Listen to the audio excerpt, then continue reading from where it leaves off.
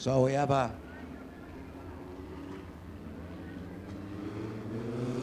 And the green flag waves. 33 jumps into the lead, and right behind him is your fast qualifier in car number 1. Scott Kerner. He's going to try to run down the 33 car of Jordan Caskey. These are the two guys that went at it in the points battle last year, and they're back at it again this year. Jordan Caskey, a beautiful line through the turn. Let's see what Kerner can pick up on it.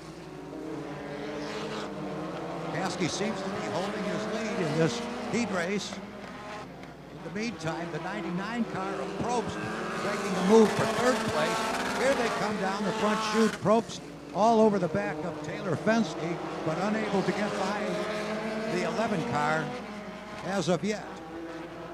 The 33 car still in the lead down the front chute. Then the number 1 car, then Fensky in 11, and the 99 of Probst. Here comes 99 making a move. Oh, and Fensky closes him off on the high side. Let's see what happens this time. He has definitely closed up on the 11 car for 3rd place. He's up high. The car drops low. He's going to try it. Nope, not that time. Now he drops to the inside, and Fensky keeping him back.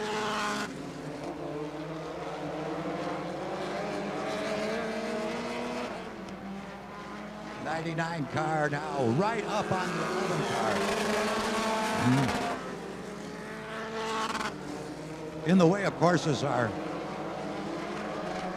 running 3rd right now, and here comes Fensky to challenge for 3rd, and she takes it.